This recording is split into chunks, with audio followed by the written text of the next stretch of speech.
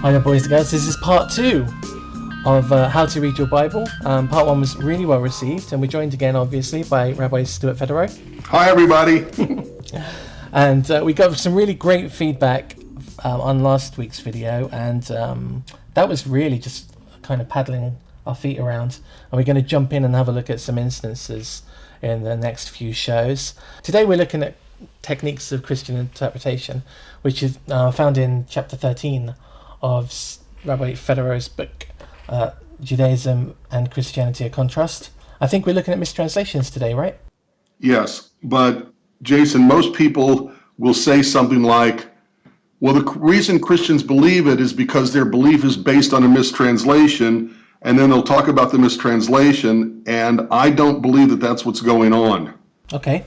Do you remember our conversation last time about what makes me a Jew is that I read the Bible through Jewish eyes? Mm-hmm. What makes a Christian is that they read it through Christian eyes. Right.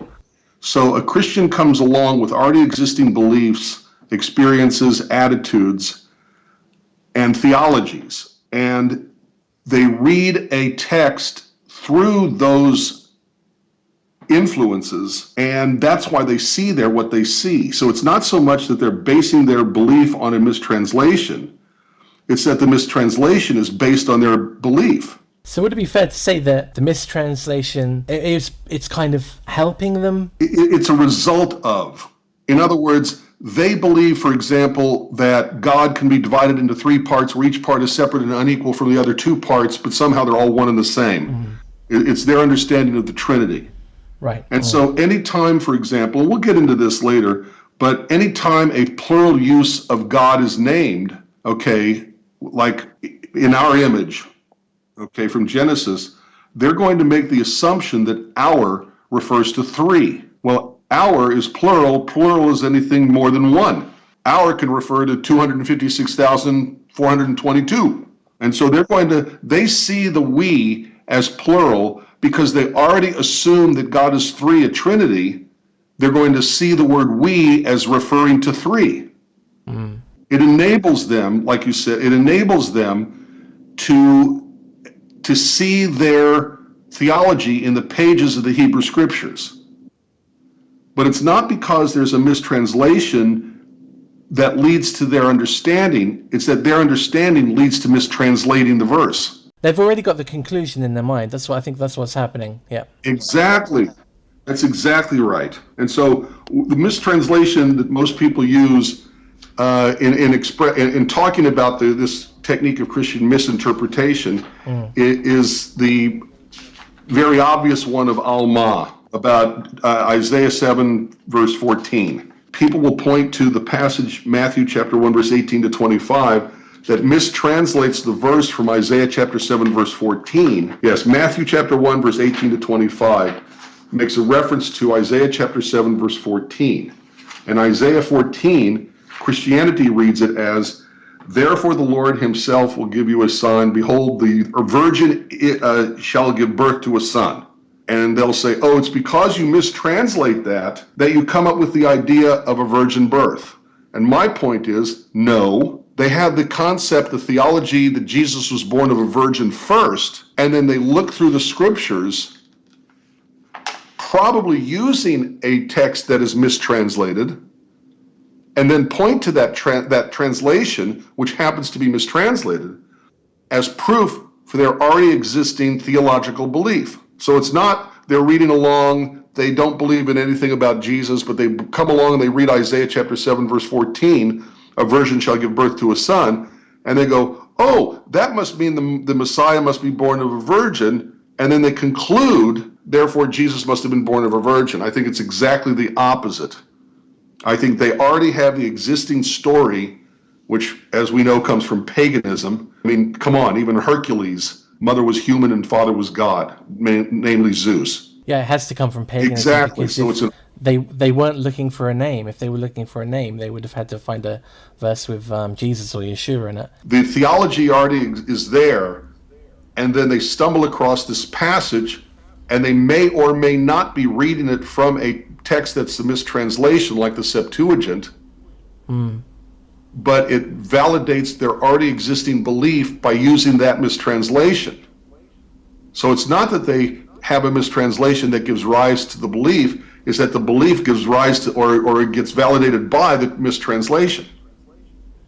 Something else this highlights, of course, is that the person reading this New Testament verse, who is probably new to the Bible, has no idea about the context of the verse that's being quoted. So should we talk about a little bit about Isaiah 7, 1 through 16? I think anybody who is interested in understanding the Bible in comparison to Christianity is already going to run across this. But yes, I think we should look at it. Okay, the quotation from Matthew is more or less based on a story from Isaiah chapter 7, verses 1 to 16.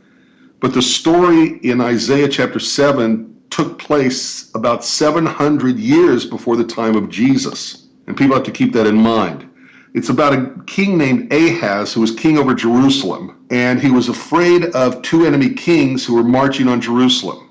God sends Isaiah to Ahaz to calm his nerves, to give Ahaz a sign that would prove to Ahaz that God was on Ahaz's side. If you read the text, Ahaz is afraid. He doesn't want to, he's asked by Isaiah, ask God for a sign and God will give you the sign. Ahaz says, oh, no, that's okay. I don't want to bother God. It's okay. And Isaiah, being rather frustrated, I just told you, ask God for a sign.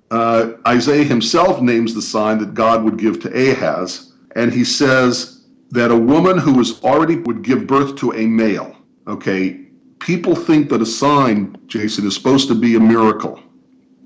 A sign is not a miracle. A street sign is paint on metal or wood. It's not a miracle. It points to something else. A stop sign says, at this point in the street, the police want you to stop. But it's not a miracle. It's a sign that points to something else. Namely, for the stop sign, stop here. Okay, so a sign is something real. Isaiah is choosing the child himself to be that sign. That means that every single time Ahaz the king sees the child, it's going to be a sign to Ahaz, like a stop sign, that says, God's on your side, stop worrying about these enemy kings. And then Isaiah goes on to say, by the time the child is old enough to know the difference between good and evil, the two enemy kings that you're worried about are going to be dead and buried. What's the point here? The point here is that the child is not a miracle in and of himself. The child is a sign to point to Ahaz, stop worrying. That's why the child is given the name Immanuel. Immanuel means God is with us. And I emphasize the word is for a reason we'll get to in a minute. But every time the king sees the child and says, hi, Emmanuel, then he has to realize that the name means something, which is God is on our side. God is with us. So the child was a sign and a reminder, and I guess... That's what a sign is. It's a reminder. Right. A stop sign reminds you to stop at this point with your car. And I guess as the child got older, Ahaz must have known that as the child's maturity increases and his life skills increases, he knows that his conflict and his worry is coming to an end. Exactly. And how old, go back to what Isaiah promises, how old is a child when they know the difference between good and evil? 3? Yeah, 3 or 4. Yeah. What if we said the child had to be 12 or 13, but not 700 years old? Right. Which means it was in the days of Isaiah that this child was going to exist. It's not going to take away worry from you, Jason, if I say you're going to get $100 million 700 years from now. And how do I know? Because 700 years from now, there's going to be a child born. It's not going to do me any good. It's not going to do you any good. So it has to be in the days of Isaiah. So Isaiah is telling Ahaz, however old a kid is, when a kid is old enough to know the difference between good and evil, that's how little time you have to have this worry. So stop worrying. When I'm looking at that as well, most of the time the argument here is about Alma. Most of the time the argument is about the use of the word young woman or virgin or maiden. But that's a non-argument when you come to look at what the point of the passage is. There's an impact from the belief of Christianity if, in fact, it's a virgin, not a young woman, referred to in Isaiah chapter 7, verse 14. Because what they're saying is that there would be 2 times in world history that there was a virgin birth. Because if it's going to be a legitimate sign to Ahaz, based on their understanding of the verse in Isaiah 7:14, that it has to be a virgin giving birth, then in order to calm Ahaz's nerves, he has to witness a virgin giving birth. So it would be 2 times, according to Christian theology, that there was a virgin giving birth to a son. That opens up a whole can of worms, doesn't it? Because 1, that means that Christian virgin birth is no longer special. Exactly. And 2, I mean, I'm led to believe that this is Ahaz's son, that's being born. Exactly. And again, it's not the fact that it's a son being born, but rather the son himself is the sign. They're not... Right, but that means that Ahaz's wife has suddenly become a virgin. Right. And by the way, in the Hebrew, the word isn't Alma. The Hebrew is Ha-Alma, the young woman. Jason, if I'm talking to you about a restaurant, it could be any restaurant. But if I'm talking to you and in the context of what I'm telling you, I'm talking about the restaurant, it means you know which restaurant I'm talking about. Right. Same thing with the Alma, Ha-Alma, the Alma. It means, even if you thought it meant virgin, if I'm talking about Ha-Alma, the young woman or the virgin, you have to know which person I'm talking about. Right. So again, it would be in the days of Ahaz. Now there's a whole lot of problems, okay, with the word Alma. And that is, it's not the only place it's found. And the best example that I can give of another use of the word Alma is in Proverbs chapter 30, verse 18 to 20. Jason, when I was a kid doing Bible study, I thought this was one of the most romantic things ever written in the Bible. Oh, really? Okay? There are 3 things which are too wonderful for me, yea, 4 which I do not know. The way of an eagle in the air, the way of a serpent upon a rock, the way of a ship in the midst of the sea, and the way of a man with a young woman. Okay, to me that sounded so romantic, okay, until it was explained to me much later what it really is talking about. It's talking about an act that has no visible evidence that the act occurred. If an eagle flies through the air, do you know exactly the path the eagle took through the air? No. Exactly. If there is a snake upon the rock, not on sand, but on a rock, that's what the text says. If a snake is on a rock, you don't know the path the serpent took on the rock. Nope. There's no evidence of where it went. The ship in the midst of the sea may leave a wake, but when the wake is over, you don't know the path the ship took. No. And then when it says the way of a man with an Alma, which means they have sex, but there is nothing that indicates sexual activity took place, it means that she could not have been a virgin. Because if she had been a virgin, then the loss of her virginity would have been an indication that the act of sex had occurred. And so the word Alma there cannot refer to a virgin, has to refer to a woman, a young woman, but whose sexuality is not defined. And then if you go to the very next verse, when this text ends, the way of a man with a young woman, the next verse reads, likewise is the way of an adulterous woman. She eats, wipes her mouth, and says, I've done nothing wrong. What does that mean? That means that the Alma is being likened to an adulterous woman who is engaged in sexual activity, but because she is not a virgin, she doesn't indicate that she just had sexual relations outside of her marriage. So they're drawing a direct comparison between a young woman. The Alma. Yeah, doesn't necessarily mean adulteress. It just means that she has a... it doesn't necessarily mean she's a virgin. Right, she has a sex life. Right. Yeah, and they're comparing that to someone that obviously has a sex life, an adulterous woman. Exactly. They're comparing the young woman, the Alma, with an adulterous woman who eats, that's a euphemism for engaging in sexual activity, wipes her mouth, which means removes any evidence, and then says, I've done nothing wrong because there is no evidence. So the Alma cannot refer to a virgin.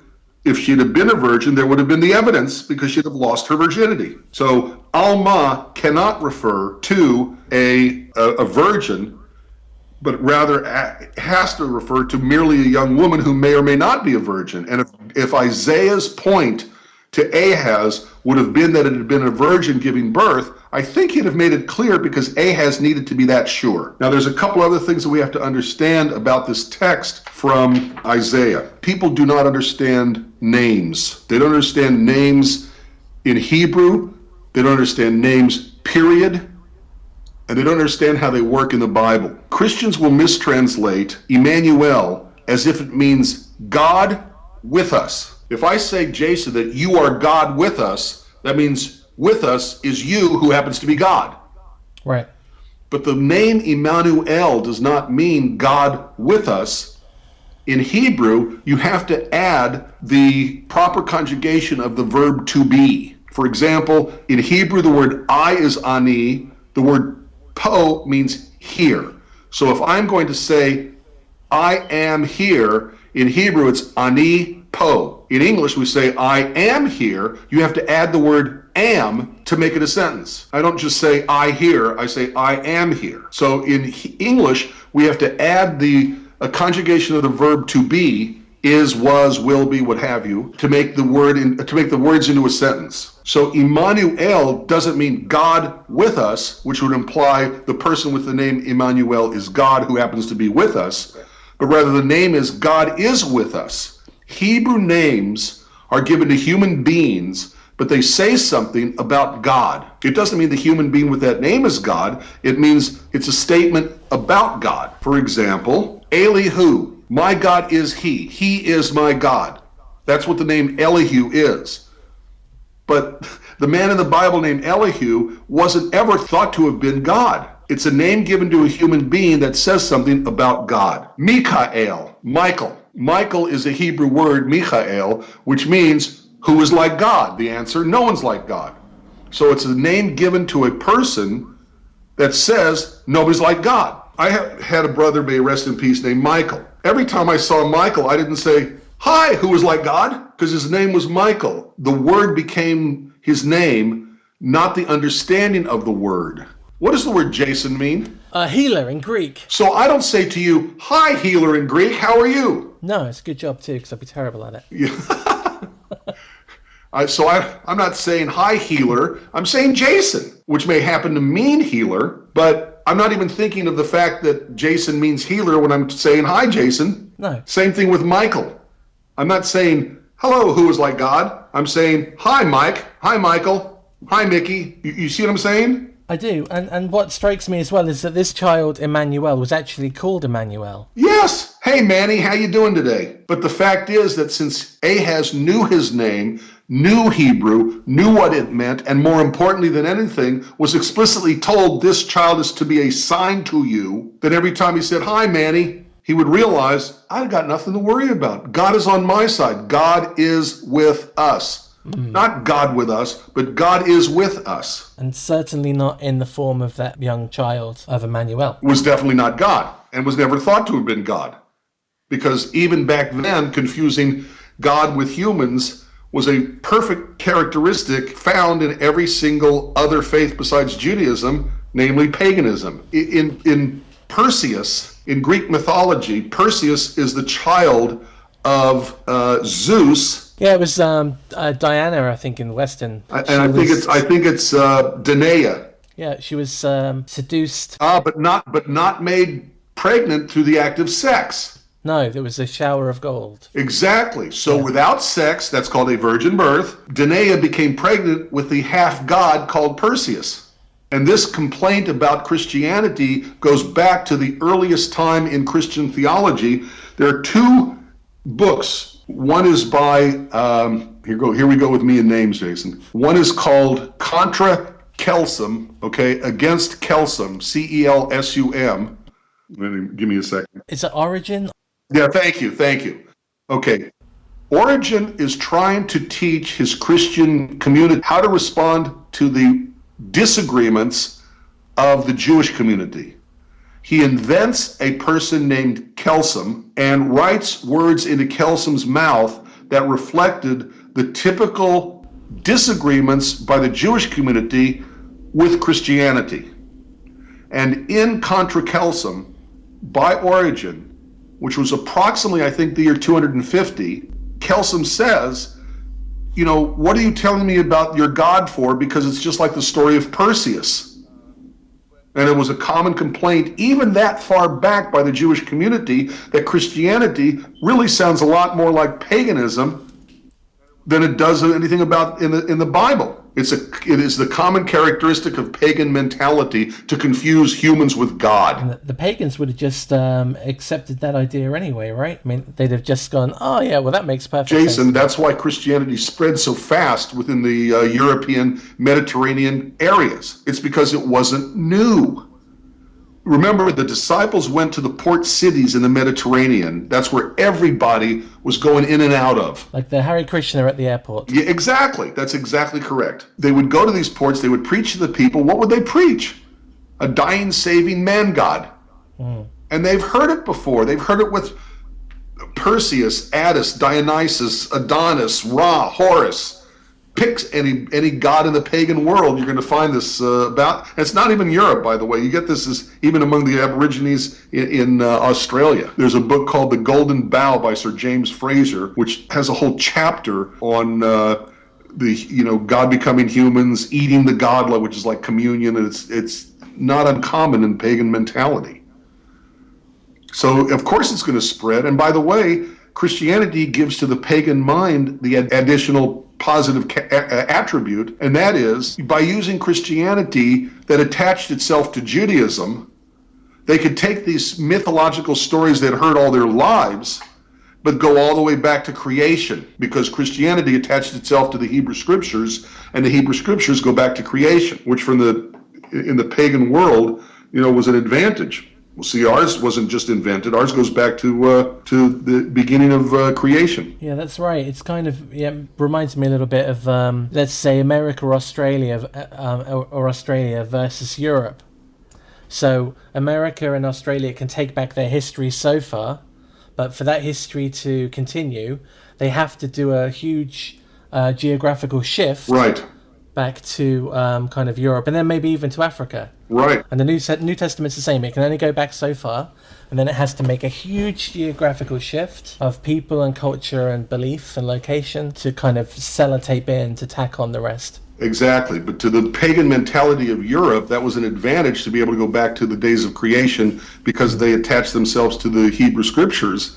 It's going to make it spread even faster. It spread because it wasn't new to the pagan ears. The pagan ears had heard this before, and that's why it spread so fast. So earlier you used the phrase Septuagint. I'm glad you brought that up, Jason, because we have to be extremely careful whenever we use that term. The word Septuagint comes from the myth about the 70 Jews, rabbis, elders, Hebrew scholars, who took the Torah, the 5 books of Moses, Genesis, Exodus, Leviticus, Numbers, and Deuteronomy. They each went into separate rooms, according to this story, and translated the Torah to exactly the same text, even though they were separated from each other. So the word Septuagint only should refer to the Greek translation of the Torah and not to the entire Tanakh. So when someone quotes Isaiah from the Septuagint... Exactly. We don't know who did the translation, and because it wasn't these 70 Jewish elders, rabbis, Hebrew scholars, whatever you want to call them, because it wasn't one of them, usually the translation stinks. It's a terrible translation. They didn't know who did the translation, but these were random books floating around by people of unknown origin, unknown skills, unknown background. And then, I don't have to do the translation of Isaiah myself. Somebody already did it for me. And they attached it, so to speak, to the real Septuagint. Ptolemy of Egypt wanted a Greek translation of the Torah, just the 5 books of Moses. He's the one who got the 70 elders together. They're the ones who produced, according to this tradition, the exact same text, no variation. But if somebody starts quoting any other prophet, any other writings, and says, well, the Septuagint says this, that's not the 70 elders. That's not the 70 Jews who did the translation. Who knows who did it? And who knows what quality they were able to produce of a translation. There's a passage in Genesis. It is another use, by the way, Genesis was part of the Septuagint, the real Septuagint, those translated by those 70 Jews. The word in Greek used to translate the word Alma was the word Parthenos. Parthenos is the Greek word that translators used to translate the word Alma. Parthenos, meaning Alma, is found in the book of Genesis regarding a woman who had just been raped. This is Dinah. Exactly. She had just been raped, and yet the word still refers to her as an Alma, which in the Greek translation, the real Septuagint, they use the word Parthenos. So the word Parthenos also does not mean only a virgin. It also can be used to refer to a woman without indicating her sexual status, whether she's a virgin or not. That literally cannot compute. Correct. But again and again and again, I'm going to say this, Jason, it's not that the mistranslation gave rise to the Christian belief that Jesus was born of a virgin, but rather the belief was already there because it came to Christianity from pagan sources. And therefore, Jesus also, like these other gods, had to be born of a virgin. And so when they came across this verse in the Hebrew Scriptures, properly or improperly translated, they would understand it to be referring to their Jesus. So as you said last week, clear and concise understanding of the text really comes down to approaching it in an unbiased manner. Like you said, if an alien landed in a hotel room and picked up the Gideon Bible and started reading from the beginning, it wouldn't come to the conclusions that... They're not going to come up with Christianity, okay? As a matter of fact, if the basic beliefs of Christianity is to confuse God with humans, that God became a human or a human became God or God incarnated himself as a human, however you want to understand that, then what can they do with simple, obvious, clear, concise statements in the Hebrew Scriptures, like Hosea chapter 11, verse 9, for I am God and not a man? How can they deal with a verse like from Numbers 23, verse 19, I believe, which basically says if God were a man, he'd be a liar because all men lie. And with all due respect to you, Jason, your wife knows that. Yeah, that's right. Women get that better than men do. Men look at each other and go, we don't lie. What are you talking about? Yeah, I'll do it tomorrow, I promise. I'll get to it, yeah.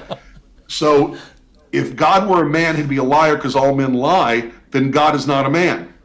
And so they're confronted with these simple, obvious statements in the Hebrew Scriptures that contradict the most basic elements of Christian theology. And that, I think, might be a good time to wrap up. Next week, everybody, we're looking at Out of Context as the chapter header there. Right. And I think we've got some examples there we can explore. That'll be fun. In the meantime, if you've got comments, please leave them below. Don't forget to like this video. It really helps YouTube share it out to the people that are interested. And subscribe to the channel so you don't miss any. And I thank you, Rabbi Federow, for joining us again. My pleasure. Always is. And to our listeners for joining us, and we'll see you all again very soon. Bye-bye.